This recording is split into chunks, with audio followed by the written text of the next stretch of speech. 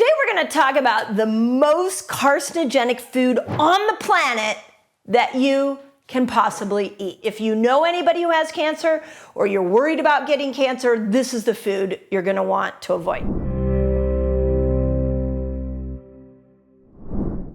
So there is a 2022 journal article done. It's on the journal is called Cancer. So it is a very reputable journal that prints lots of science about what causes cancer. And they came out with an article that stated this. This was the conclusion. They concluded there is a strong link between excess sugar consumption and cancer, especially later in life. So when we look at food in general, we are now living in the most toxic time in human history. We have so many chemicals that are pouring into our food, that are allowed in our food, that we're eating, that are cancer causing. But of everything that we're talking about, sugar is the worst. And that's not just my opinion. That is the current research coming out of this cancer journal. And let me explain to you what sugar does that causes you to contributes to a cancer diagnosis. So here we go. There are three things. Here's the first one. The first one, and this one's so good, is that sugar increases your cancer risk independent of weight gain. So whether you know it or not, we do know that sugar increases your chances of obesity. But just because you're skinny doesn't mean that you are not setting yourself up for diseases like cancer. In fact, non-alcoholic fatty liver disease is a major problem here, especially in America, because of toxic oils and a high sugar diet. The Western standard of diet is the cancer chronic disease causing diet, because in that diet you have high amounts of sugar, you have all the wrong fats, and you have really intense refined carbohydrates that are coming to the under the name of flour, like refined flour. And when you put those three things together, you create this environment where cancer can thrive. But one of the things that I found so interesting about this first point, that sugar increases cancer independently of weight gain, is I've heard more stories recently about people who have been skinny their whole life, and all of a sudden they get a pre-diabetes diagnosis, or they get a cancer diagnosis, and it sideswipes them. So this is really interesting, and I want to think about this through many lenses. Those of you who have been struggling with weight for your whole life, there's a little bit of a gift in that if you've been trying to eat in a healthy way to lose weight. It's like that visible weight gain actually made you look in the mirror and go, I need to change my food. But the problem we have with people that are very thin, and it's what I call skinny fat, meaning they look skinny on the outside, but there's fat accumulating on the inside, is they can't look in the mirror and have a visible evidence that they are gaining weight and that there's something wrong on the inside. But according to this study, what it showed was that excess sugar consumption can lead to the development of cancer and the progression of diseases for those with cancer, independent of the association between sugar and obesity. So what that really means is sugar itself is a contributor to cancer, not obesity. Now, it does cause obesity, but sugar itself, by itself, will accelerate your chances of cancer. Now, I want to explain one more thing on this before I go into the second point. When we're looking at cells in your body, the cell is going to operate off of either, if you're in a fasted state, there is going to be this trigger inside the cell that triggers something like autophagy, where the cell cleans itself up and becomes a more efficient cell. Or if there's sugar swimming inside of that cell, a lot of dysfunction and disease can form inside that cell. So what ends up happening is that the mitochondria within the cell start malfunctioning, and when there's a lot of sugar inside the cell. And those mitochondria are what help detox the cell. If your mitochondria get dysfunction for too long, what happens is they can start to go rogue, and they can take over control of that cell, and they can start to turn that cell into a cancer cell. And this is the problem with cancer, is that the cell's intelligence has been hijacked, which is why normal immune reactions don't work. But what caused that cell's intelligence to hijack was that inside the cell was glucose, which is the molecule of sugar, the influx of sugar is massively caused a change in the internal environment, and now that mitochondria has a mind of its own. So it's really important that you understand the simplicity of that. Okay? Now, the second thing that we know about sugar, hopefully you know about this, but this article pointed out, is that sugar increases inflammation, and inflammation will impair your metabolism.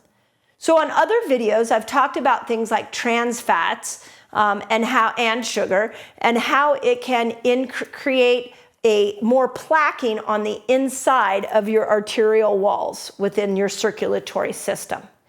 And remember, it's like the arteries are bringing the blood flow to the heart, and then the veins are taking them away. So this is a transport system. Well, what we know about sugar in that scenario is that it creates more plaquing and it creates more inflammation. So the blood flow to the heart is not as great, and the blood flow away from the heart is not as great. But in the cancer situation, we're creating inflammation of a cell. And that cell, what that means is that whatever toxins are inside that cell, if the cell is inflamed, the toxins cannot get out. So adding this daily consumption of sugar into your life, you're making it so your cells can't breathe. And you're making it so all those toxins stay stuck inside the cell. And you're increasing your chances of genes getting expressed and the mitochondria being hijacked. It's that powerful of a, should we call it a food group? What do we even call it? It's that sugar has that much power over your cellular health. Now, what this study, going back to the 2022 Journal of Cancers, they said a high sucrose or high fructose diet activates several mechanistic pathways, including inflammation, glucose, and lipid metabolic pathway. So a new concept that I've been really teaching is that I believe in this modern world, so many systems are getting dysregulated. And one of the biggest systems that we have that is getting dysregulated is the metabolic system.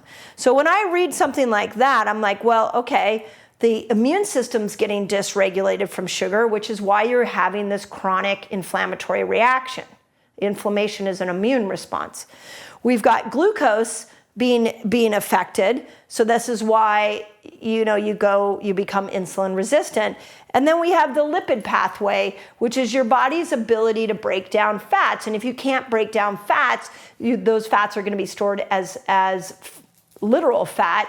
And an increase in obesity also means an increase in cancer.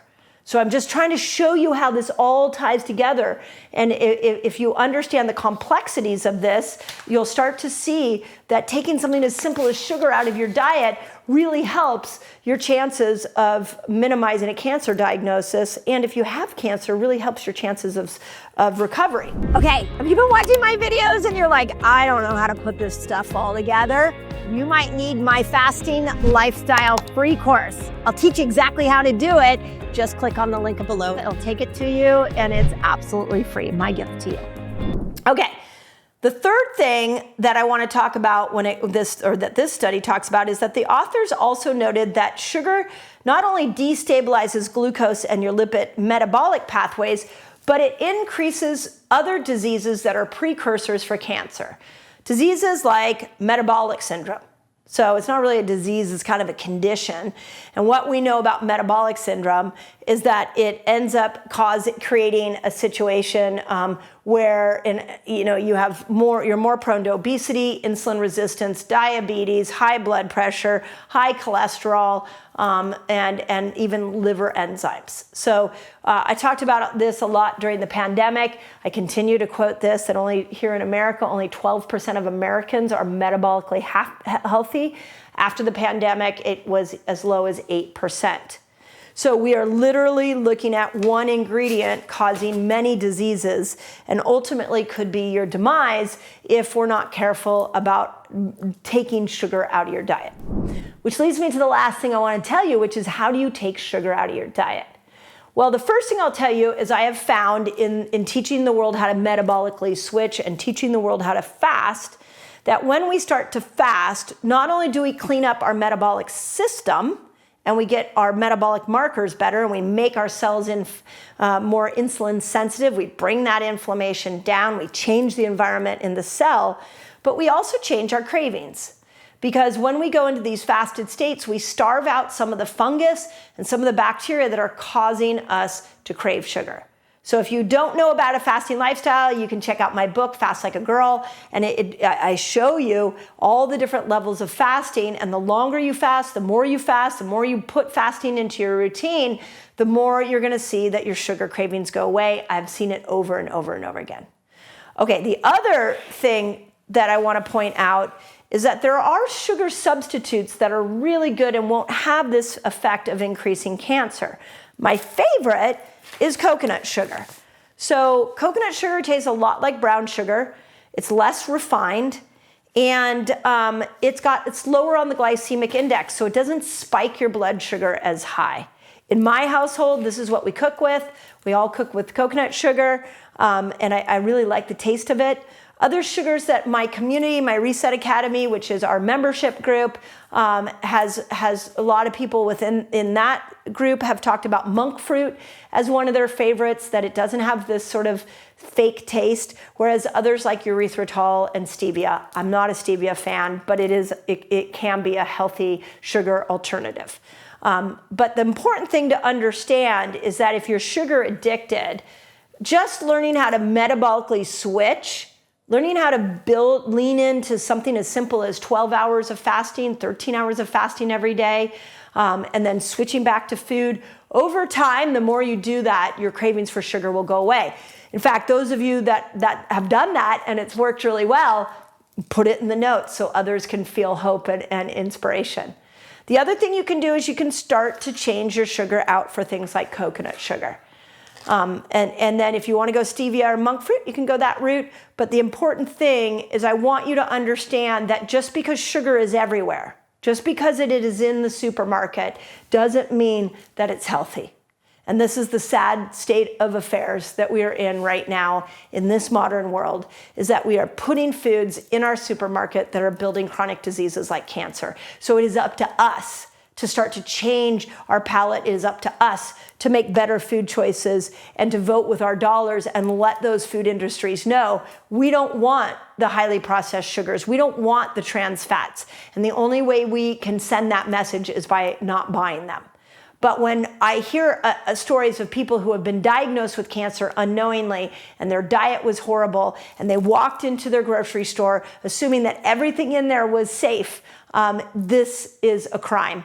And you need to know the power of sugar on building disease in your body. And it's not that hard to get rid of when you learn how to build a fasting lifestyle. So, as always, I hope that helps. I'm here to teach you how your body works.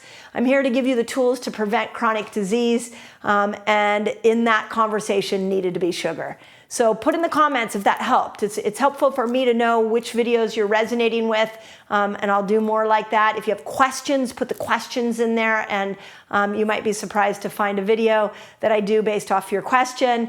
But most importantly, don't give up on yourself. So health has gotten complicated, food has gotten complicated, and I'm here to make it simple for you. As always, keep believing in yourself, and I hope you have an amazing day.